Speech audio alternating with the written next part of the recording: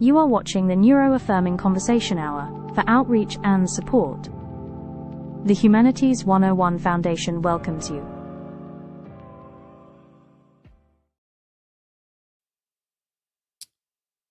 Thomas Henry Huxley once wrote, "Perhaps the most valuable result of all education is the ability to make yourself do the thing you have to do when it ought to be done, whether you like it or not. It's the first lesson that ought to be learned, and however early a man's training begins, it's probably the last lesson that he learns thoroughly." Welcome back, Nacho Knots. If you're just coming out of spring break, first things first. Welcome home to your routines, your reminders, your half-finished to-do lists, and your cups on the counter, your inbox, your laundry, your sleepy brain, and all the little pieces of life that do not magically organize themselves just because the calendar says break is over. Maybe you rested, maybe you traveled, maybe you worked, maybe you meant to reset and instead just kind of survived this past week. However you're arriving back into this week, I want you to start gently. No guilt trip, no dramatic push, no lecture about getting your life together overnight. Just a soft return.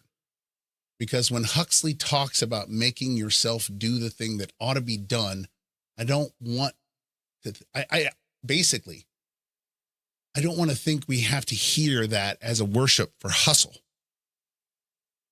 I do not think that it has to be one more quote that gets turned into a poster for productivity culture, where your worth is measured by your output and your value is tied to how efficiently you can override your own humanity. In the nachos world, that's not what we're about. We're not trying to become machines that never hesitate, never tire, never need tenderness, and never need a second to breathe. What if this is the kind of discipline that's not about grinding yourself down, but about learning how to return to yourself? What if it's not about domination, but devotion? Not devotion to a boss or a company or a grade or an algorithm, but devotion to a life that you are trying to build. Sometimes the thing you have to do is not answering every email in one burst of caffeinated panic. Sometimes it's getting back into a rhythm. Sometimes it's keeping a promise to yourself. Sometimes it's showing up imperfectly with spring break dust still on your shoes and saying, "I may not feel fully here and fully ready, but I'm willing to begin." And that's a very different kind of lesson. It's not a lesson of speed. It's a lesson of steadiness. It's not about proving that you're a high-performing person. It's about practicing trust with yourself. Can I take the next step without making the step carry the weight of my entire identity? Can I re-enter the world without punishing myself for being human? Can I do what needs doing, not because I'm afraid of failure, but because I care about my own becoming? And that, to me, feels deeply nachos. Because what we're about here has never been about squeezing more labor out of your soul. It's been about learning how to live in ways that are more affirming, more sustainable, more compassionate, and more honest. The goal is not relentless productivity. The goal is a life with enough predictability to feel grounded, enough balance to stay whole, and enough joy to remember why any of this matters in the first place.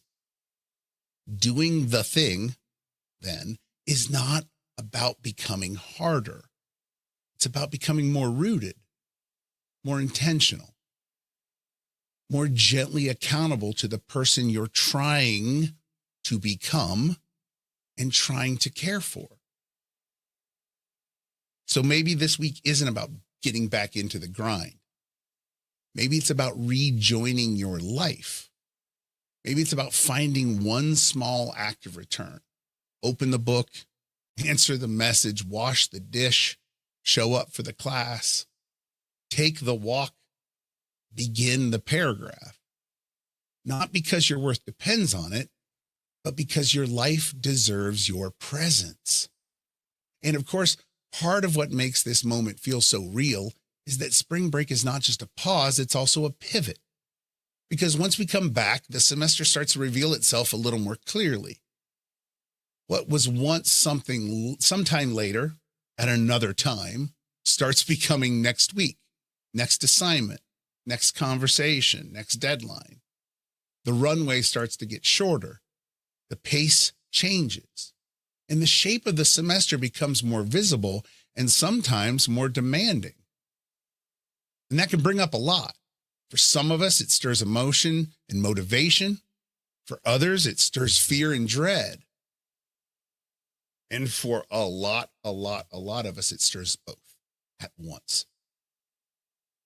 And there's often a quiet pressure in this part of the term that feels that now it all counts, it all matters, and that there's less room to drift, to pause.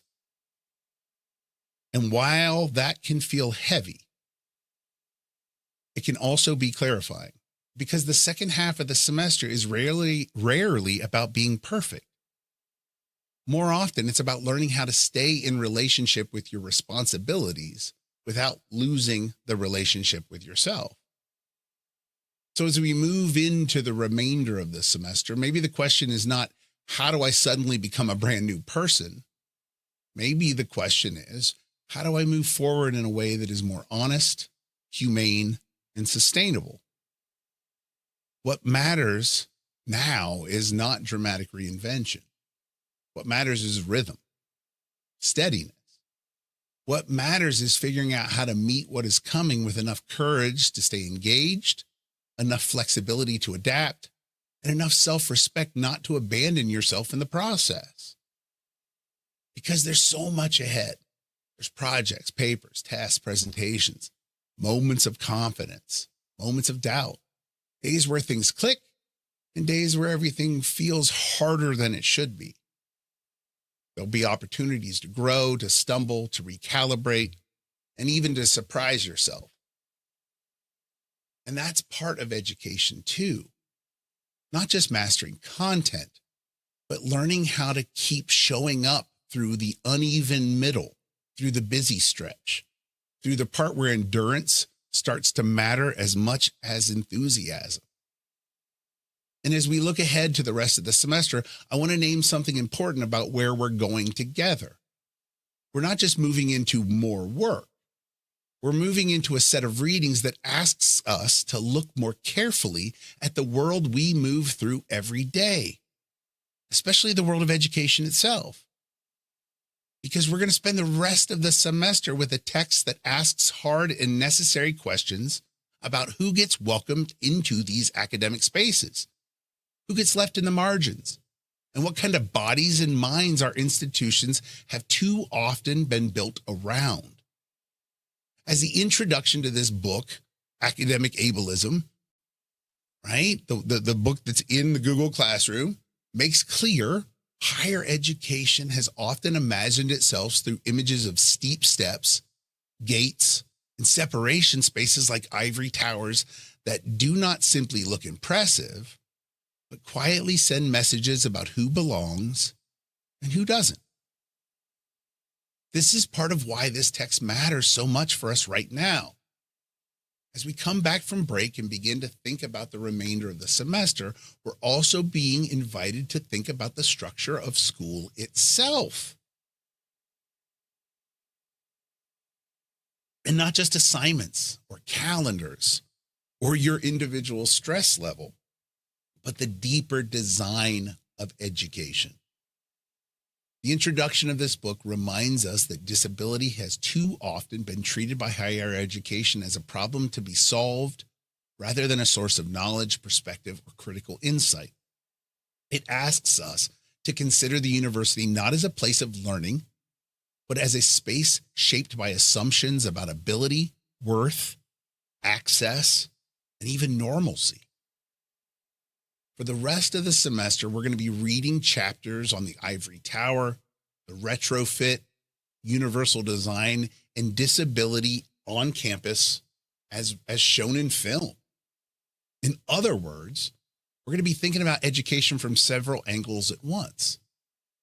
We're going to examine the ivory tower and the image of the steep steps, those visible and invisible barriers that make institutions feel distant, elite, and exclusionary. And we're then going to look at the idea of the retrofit, right? The ramp over the steps. The ways that institutions often wait until after exclusion has already happened, and then they patch support in as an afterthought. And then we're going to look at possibly a better way, universal design, which asks a more hopeful and forward-looking question. What would it mean to design spaces, systems, and learning experiences with human difference in mind from the beginning, rather than as a later correction? The text frames universal design not simply as accommodation, but as a way of imagining a more inclusive future. And this matters for you regardless of your major. We're also going to spend some time with the chapter on disability in film, which is such an important part of the conversation because culture teaches us what to expect from college long before we ever enter a classroom. The text argues that popular films about campus life do not just entertain us. They help us shape our ideas about what college is for, what kinds of people are centered there, and how disability gets represented, minimized, mocked, or misunderstood. And that means we'll not only be studying institutions, but we'll also be studying the stories and images that help those institutions seem normal. And I also want to note something of very practical importance here. The course text is free, and it's available in more than one format. You can read it, but you can also listen to it. And that matters. Access, format, they all matter. If ideas are meant to matter, they should be available to people in ways they can actually use. So as we move through this part of the semester, I want us to remember that accessibility is not just an extra feature tacked on to learning. It's part of what makes learning humane. So it's not just about finishing strong in the usual sense. It's about learning to see more clearly, about noticing the stairs, the gates, the patches, the redesigns, the retrofits, and the stories that we have inherited about who belongs and who doesn't. And maybe as we do this work together, we can also begin imagining what it would look like to build something better, something kinder, something more honest, and something that does not ask people to prove their worthiness before they're allowed inside.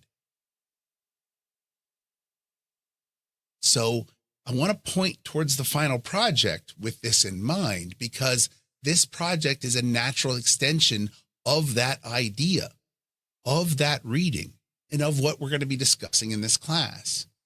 If our reading asks us to pay attention to the ways the world is not automatically built for everyone, then your final project asks you to do something more. It asks us not just to observe those barriers, but to imagine what it could be done differently, how we can go around, through, under, over those barriers. At its heart, the final project is really about learning to see the everyday world with greater care. It's about noticing the exclusion is not often dramatic. Sometimes it's built into the small, ordinary, familiar things. Things so common that many people pass by them without ever having to think twice. A space, a system, a routine, a social expectation, a classroom practice, a workplace, a website, even a public setting. What this project invites you to do is pause and ask, who is being left out here? Who has to work harder just to participate? Who has to adapt themselves because the world was not designed with them in mind? And then, just as importantly, the project asks you to move from critique to creativity, because pointing out a problem is nothing without a solution. And this is not in the sense of inventing something huge or expensive or unrealistic, but in the very NACHOS spirit of thoughtful, humane, small change. The focus here is on micro-accommodations, small, practical shifts that may seem minor to some people, but can make a real difference in whether someone feels shut out or welcomed in.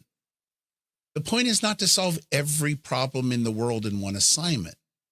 The point is to practice seeing how meaningful change often begins with attention, empathy, and one doable adjustment. You're going to have some freedom in how you express that thinking. You can choose to write, or you can choose to create a video, but regardless of the format, the larger goal remains the same. I want you to identify a place where accessibility or inclusion is limited, reflect on why that matters, and then offer a simple solution that could make the environment more navigable, more affirming, and more just. And think about even in our own community, when the current holiday of Ramadan falls in the summer and the school moved football two-a-days to the middle of the night to accommodate the community. And it became not just an accommodation, but it became a celebration. In other words, this is a project about applying the ideas of this course to the real world around us. And I think it matters. I think that matters. Because one of the most powerful things education can do is help us move from passive acceptance to active imagination. It can teach us not to shrug at the way things are, but to ask whether they could be made better. And this project is your opportunity to do exactly that, to look closely, to think critically, to dare boldly, to care concretely, and to offer one small vision of a world that works a little better for more people. So as we continue through the rest of our time together, I want you to keep this project in the back of your mind. Notice your surroundings. Notice moments of friction. Notice places where a small act of redesign, rethinking, or reimagining might open a door for someone else. Because sometimes the most meaningful work begins not with grand solutions, but with the decision to pay attention. And maybe this is where we can circle back to that Huxley quote in a deeper way. Perhaps the most valuable result of all education is the ability to make yourself do the thing you have to do when it ought to be done, whether you like it or not. On the surface, that can sound like a hard quote, a stern quote, a quote about discipline for discipline's sake, very stoic. But in the context of what we're doing together, I think it opens into something far more meaningful. Because the thing you have to do is not always just finishing an assignment or checking off a box. Sometimes the thing you have to do is learn how to pay attention when paying attention, right, would be honestly easier to avoid. Putting your fingers in your ears would be much simpler. Sometimes it's staying open to truths that unsettle your assumptions. Sometimes it's asking harder questions about the world around you and about the systems you've inherited and assume are normal.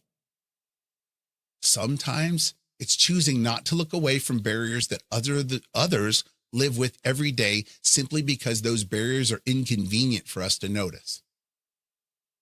And that is the part of what education at its best should help us practice. Not blind obedience, not endless productivity, not training ourselves to become efficient little machines, but the cultivation of moral and intellectual steadiness, the willingness to return to the work of becoming more thoughtfully, more honestly, and more humanely.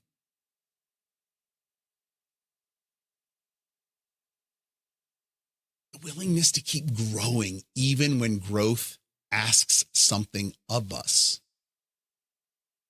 And that matters for the kind of community we're trying to build here, because a real learning community is not just a group of people moving through the same material at the same time. It's a group of people practicing how to live alongside difference with curiosity, care, and responsibility. It's a group of people learning that inclusion is not just a slogan, it's a habit, It's a way of seeing. It's a framework. It's a willingness to make room. And that kind of community doesn't just happen automatically. It has to be made. It has to be chosen. And it has to be chosen again and again, consistently, consciously. So when we think about the remainder of the semester, and when we think about those readings, and when we think about the final project, maybe Huxley's quote lands a little differently. Maybe the lesson is not push yourself harder. Maybe the lesson is stay with what matters. Stay with the work of noticing. Stay with the work of reflection. Stay with the work of imagining a more inclusive world. Stay with the work of becoming the kind of person who doesn't just adapt to the world as it is, but helps make it more livable for others. And this is one of the beautiful possibilities of education. It can teach us not just how to succeed within a system, but how to question a system, reshape a system, and care for people moving through it. It can help us become people who do the needed thing, not out of fear, not out of pressure, and not out of empty performance, but out of commitment to another person, to a larger idea, to a community. So as a community, that is what I hope we're practicing together, not perfection, not panic, not performance, but steadiness, care, thoughtfulness, the courage to notice, the courage to imagine, the courage to do the small, meaningful things that help build a world with a little more room in it for everybody. And maybe that brings us to the idea of courage. Just like the cowardly lion, courage. Because courage is one of those words that often gets misunderstood. We tend to imagine courage as something loud, dramatic, and unmistakable. We picture speeches, protests, declarations, huge turning points, moments where someone stands in the spotlight and does something undeniably brave. And courage does look like that sometimes. Sometimes it's bold and it's public, and it arrives with raised voices and shaking hands. But that's not the only form that courage takes. Often, courage is much quieter than that. It can be getting out of bed when your mind is heavy and your day already feels like too much. Courage can be returning to class after a difficult week. Courage can be asking for help when shame tells you to stay silent. Courage can be saying, I don't understand this yet, but I'm willing to keep trying, to keep asking. Courage can be setting a boundary and keeping it. It can be apologizing or not apologizing. And courage can be letting yourself be seen as unfinished, uncertain, learning, healing, or simply beautifully, flawlessly flawed human. A lot of the bravest things people do will never look impressive from the outside. But that doesn't make them any less real. In fact, some of the most important courage in the world happens in the small acts. It happens when people keep choosing not to disappear. It happens when they hold on to tenderness in places that reward hardness. It happens when they make room for someone else, when they challenge an assumption, when they notice a barrier, when they say, hey, this could be kinder than it is. It happens when a person who has every reason to shut down decides instead to stay present for one more conversation, one more class, one more effort, one more beginning. That's the kind of courage that doesn't make headlines, but it makes lives. And courage doesn't look the same for everybody. For one person, courage may be speaking up. For another person, courage may be resting without apology. For some, courage may be trying something new And for others, courage may be admitting that something is not working and needs to change. Courage may be telling your story out loud. And for another person, courage may be protecting their peace and choosing what not to share. We do ourselves and each other a disservice when we imagine that bravery only counts if it comes in recognizable forms. Human beings are different.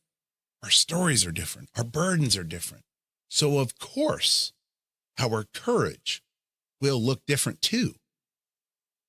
And I think that matters deeply in a world where fear is everywhere. Fear's in the news. It's in the politics. Fear's in the institutions. Fear's in our feeds. Fear's in our group chats, in our bodies, our deadlines, our finances, our relationships. And fear is in our sense of the future. Fear has a way of making everything feel narrower. It tells us to retreat, to distrust, to harden, to assume scarcity, to protect ourselves, to stop imagining anything better. Fear wants us exhausted and isolated. Fear wants us to confuse survival with living.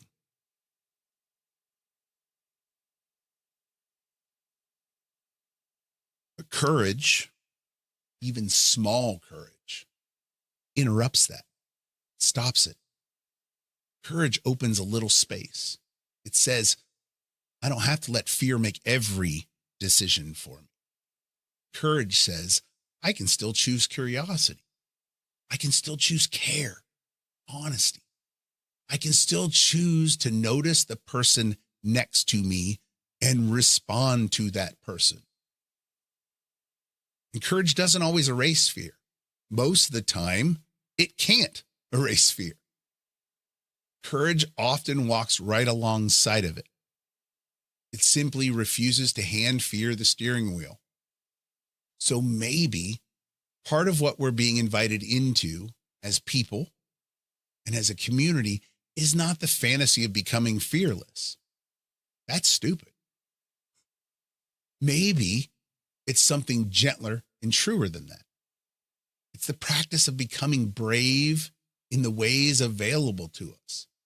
Brave enough to begin again, brave enough to ask better questions, brave enough to care about inclusion in a world that often rewards indifference, brave enough to make small changes that help someone else breathe easier, brave enough to hold on to humanity when so much around us tries to turn us cold. And that kind of courage matters. It matters in classrooms, families, friendships, workplaces, sidewalks, stores, online spaces, waiting rooms, and other places in public life. It matters because the world is shaped not only by giant acts of heroism, but by thousands of smaller daily decisions. The choice to be open instead of dismissive. The choice to listen instead of assume. The choice to soften instead of sneer. The choice to keep building instead of giving up. And those aren't minor things. They're the building blocks of a more livable world. So wherever you are today, maybe courage does not have to mean becoming louder than you are now. Maybe it simply means becoming a little more willing, a little more rooted, a little more open to the next right thing. And maybe that's enough for now. Not grandness, not perfection, just the steady human courage to keep showing up with care in a fearful, fearful world.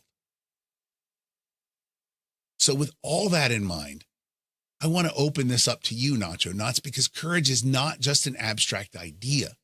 It lives in real choices, real moments, real days, and real people. Again, it shows up in all of those places and quiet moments where nobody else may even realize that something brave is happening. So here's a question I want to leave you with and invite you to reflect upon. What does courage look like in your life right now? Not the movie version, not the dramatic version, not the version that would impress strangers. I mean the real version, the ordinary version. What does it look like in your life right now? The version of courage that asks something of you in this season of your life. Is courage speaking up? Is it asking for help? Is it beginning again after a hard week? Is it setting a boundary, trusting yourself, slowing down? Is it choosing kindness when the world feels sharp? Is it letting yourself be seen as someone who is still learning, healing, growing? Or maybe just as importantly, where do you see small courage in the people around you? Because sometimes part of building a better community is learning how to notice bravery in forms that the world does not always celebrate and see it in other people. Your classmate who keeps coming back, the friend who tells the truth all the time, even when it's hard, the person who asks the hard question at work, the classmate who makes space for someone else, the individual in your community who keeps trying, even quietly. What if part of our work together is learning to recognize that these small acts matter? So I'd love for you to think about that with us. What does courage look like for you right now? And what kind of courage do you think our communities need more of? And it's not just a discussion question. It's an invitation. It's an invitation to reflect, to share, to listen, and maybe even to redefine courage a little more generously together. So before we start to wind our way towards the close, I also want to mention something a little more practical. Today's episode is a bit shorter than most, and that's intentional. I'm going to be traveling at the tail end of spring break to spend some time with family, and I'm also beginning to gear up for Autism Awareness Month, which is just around the corner and always brings a full season of speaking, planning, outreach, and reflection. So if this week's episode felt like it needed to honor that same spirit, and so I kind of leaned into it. It wasn't about forcing more just because more is possible. And it's not equating fullness with worth, not assuming that every good thing has to be stretched to its maximum size to matter. Sometimes shorter offerings can still be meaningful ones. And sometimes brief check-ins, even without research and stories, can be exactly what's needed. And in some ways, it fits the heart of today's conversation beautifully. We've been talking about steadiness, about courage, about returning gently, about small acts that matter, about building a more humane and inclusive world, one thoughtful choice at a time. So it feels only right that this episode itself reflects a little of that same philosophy. Something honest, something doable, something rooted in care rather than pressure. So as I spend time with family at the end of the week and begin preparing for the important week ahead in April, I hope that this episode can still travel with you into the week as a small companion. A reminder that meaningful things don't always have to be big or bold, and that thoughtful presence still counts, even in smaller doses. But remember, as we do move into Autism Awareness Month, I want to share a little bit of what's coming up, because the next season is going to be a meaningful one. I'm going to be speaking at the Beautiful Minds Conference at the University of Michigan in Ann Arbor on April 14th, and then at the Voices in Action event at the Lansing State Capitol in Lansing, Michigan, the next day on April 15th.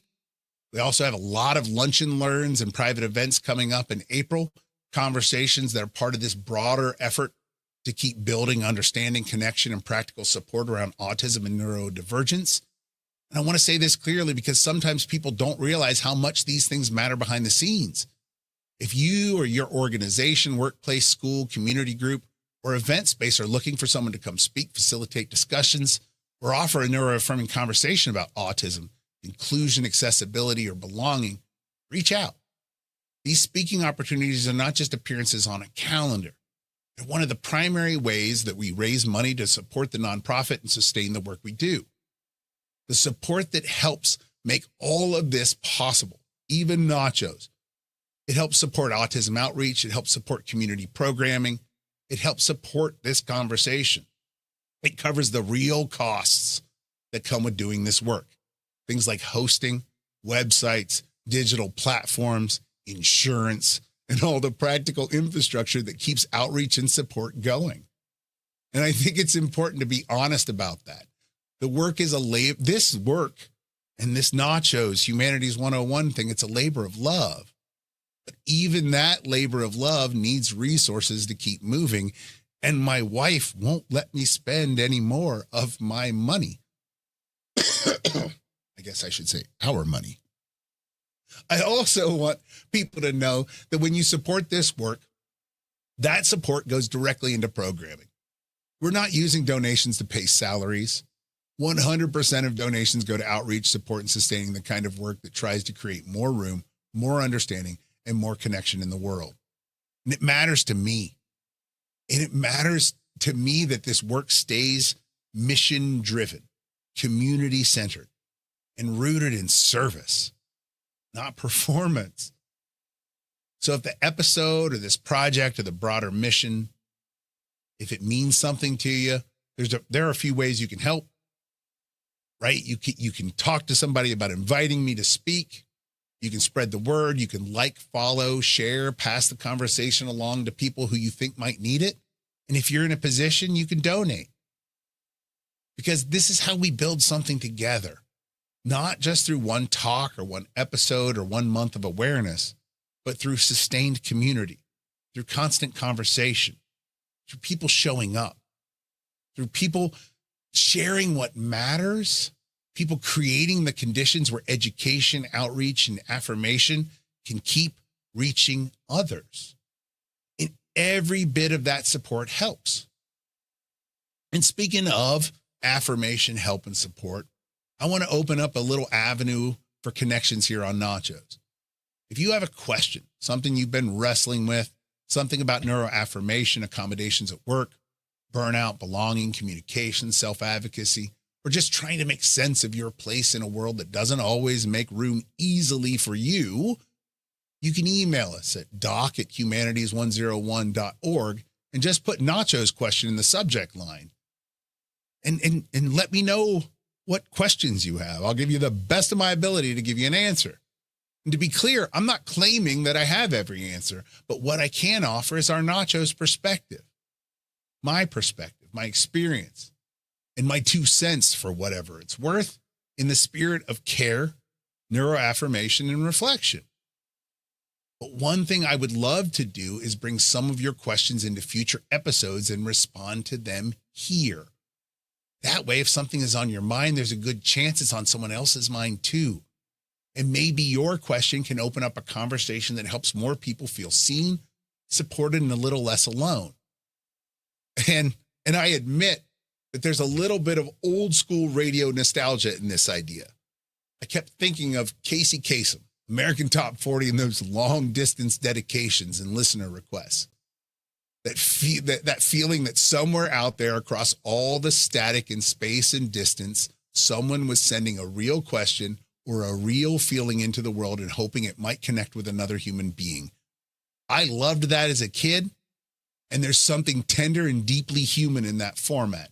So I wanted to bring it into NACHOS in our NACHOS way.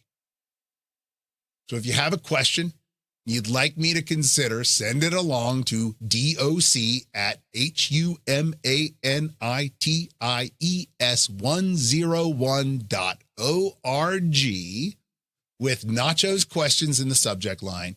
You can ask about neuroaffirmation, workplace accommodations, everyday accessibility, burnout, relationships, self-worth, or any of the kind of things we talk about here. And if I use your question in a future episode, I will address it anonymously, so you don't have to worry about being put on the spot. Because sometimes one of the most powerful things we can do is ask. You can ask for perspective, ask for support, ask the questions that have been sitting quietly in our chest for a while. And sometimes that question becomes the start of a conversation that helps a whole community. And in a way, that invitation to send in your questions brings us right back to the heart of what this episode has been about. Because today was never about ideas in the abstract. It's about the real work of living, learning, and returning, questioning, and trying to move through the world with a little more courage and a little more care. So before we close, I want to take a moment to gather up some of the threads that we've been holding together in this conversation. This week, we spent a little time easing ourselves back in after spring break, because spring break can leave us rested, distracted, unsettled, or simply out of rhythm. And this episode was meant to meet that reality with gentleness rather than pressure. So we started with Huxley's reflection on education and the challenge of doing the thing that needs to be done, but we reframed it in our NACHOS lens, not as a call to grind harder or become more productive at all costs, but as an invitation to return to our lives with steadiness, care, and intention. We talked about how education at its best is not about training ourselves into machines. It's about learning how to stay present to what matters. From there, we looked ahead to the rest of the semester and the work that is still in front of us. We talked about how this stretch of the term often brings a shift in energy when future assignments and responsibilities begin to feel much more immediate. But instead of framing that as a reason to panic, we framed it as an opportunity to find rhythm, pace, to move forward honestly and sustainably, to remember that what matters now is not dramatic reinvention, but staying connected to ourselves as we keep going through time. We also introduced the course text that will guide us through the rest of the semester and the themes it asks us to wrestle with, including the ivory tower, the retrofit ramp, universal design, and disability on film. We talked about how these readings invite us to look more closely at the structure of education itself, at who gets welcomed in and who gets pushed to the margins. It also asks us what it means to imagine spaces that are built with more human difference in mind from the very beginning. And from there, we connected that to the final project, which asks us all to think about micro-accommodations and the power of small, practical changes that can make life more inclusive and accessible for others. We then spent time reflecting on courage, not just as bold, public, dramatic kinds of things, but the quieter forms of courage that show up in ordinary, everyday life.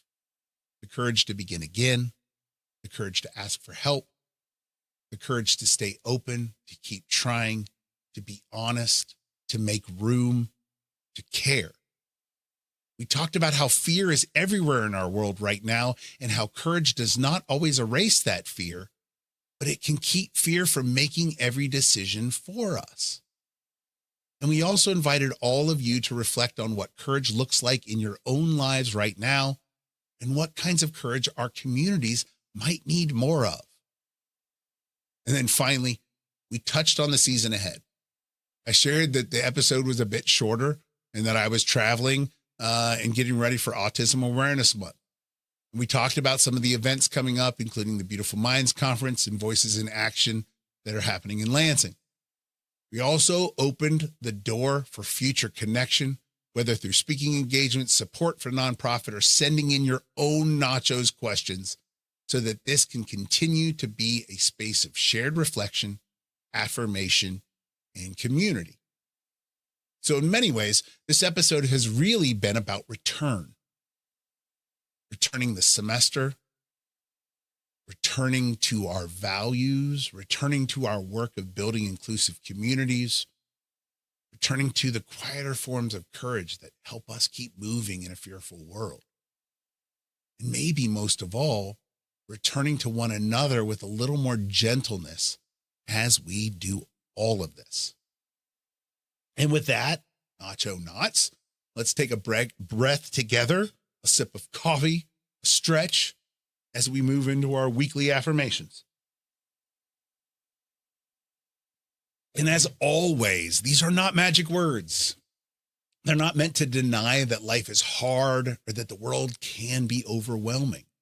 They're meant to help us practice another voice, a steadier voice, a kinder voice, a voice that can interrupt that fear, interrupt that shame, that urgency, or that self-doubt long enough to remind us what is still true. And after an episode about returning courage, community, accessibility, and small acts of care, I think these affirmations invite us to carry those ideas a little deeper into ourselves. The first affirmation, I can return to my life gently. This one matters because so many of us think returning has to be dramatic, with fanfare. We think it has to, if we've been distracted, tired, overwhelmed, or off rhythm, then the only way back is through force. But gentle return is still return. You don't have to bully yourself into re-entry. You don't have to punish yourself for being human. You can come back to your work, your values, your routines, and your responsibilities with patience and care. The second affirmation is this: my courage does not have to be loud to be real. I love this one for this week because we spent time honoring the quieter forms of bravery and courage. Not all courage looks like a speech or a spotlight. Sometimes it looks like asking for help, trying again, resting, setting a boundary, telling the truth, or simply showing up while caring a lot. This affirmation reminds us that small courage still counts. Quiet courage still counts. Your way of being brave still matters. The third affirmation, I can notice what needs care without losing hope. That connects deeply to our readings, to our final project, to the broader work of inclusion. Once you begin noticing barriers, inequities, and exclusions, it can be really easy to feel discouraged and fall into despair. But noticing is not the end of the story. It's the beginning of responsibility, imagination, and change. This affirmation reminds us that awareness does not have to collapse into despair. When we see clearly and still believe in the possibility of a kinder world, anything's possible. The fourth affirmation is this: small acts can make a meaningful difference. I believe this in my core. This affirmation is tied so beautifully to the idea of micro-accommodations and the whole spirit of this project. We don't always need giant, impossible solutions to begin making life better. Sometimes a small adjustment, a thoughtful redesign, a softer tone, a more accessible option, a little more room, a little more listening, that can change someone's experience in a real way. Never underestimate the power of small care. Small does not mean insignificant. And the fifth affirmation is this: I am part of building the kind of community that I need. This one brings us back to the heart of what we are trying to do together. Community is not something that simply appears on its own. It's something we make through attention, through kindness, through courage, through listening, and through making room. This affirmation reminds us that even when the world feels fearful or fragmented, we still have agency. We can help create spaces that are more affirming, more accessible, and more humane. That work begins wherever we are, whenever we are. So let those sit with you this week. Write one down. Come back to the one that catches in your chest a little. Let it travel with you into class, into work, into your routines, into your moments of doubt, and into your moments of beginning again. Because sometimes an affirmation is not about becoming someone new. Sometimes it's about remembering how to return to yourself with a little more grace. And so, Nacho Knots, wherever this episode finds you, whether you're stepping back into routines, carrying a little spring break fog, facing the rest of the semester with some hope, some uncertainty, or a bit of both, I hope you will be gentle with yourself in the days and weeks ahead. You don't have to have everything figured out right now. You don't have to return perfectly. You don't have to be fearless. You don't have to solve everything at once. What you can do is take the next right step with care. You can notice what matters. You can practice small courage. you can make a little more room for yourself and for others. And that's meaningful work. Small acts of courage matter. Small acts of inclusion matter. Small acts of honesty, gentleness, and connection matter. And sometimes those small things are exactly what help us find our way back to ourselves and to each other. So thank you for spending this time with me today. Thank you for listening, for reflecting, for showing up, and for being a part of this community. I'm always grateful to share this space with you. Until next time, take care of yourselves, take care of each other, and keep making room for joy, balance, and belonging wherever you are. Thank you for joining us. See you next week.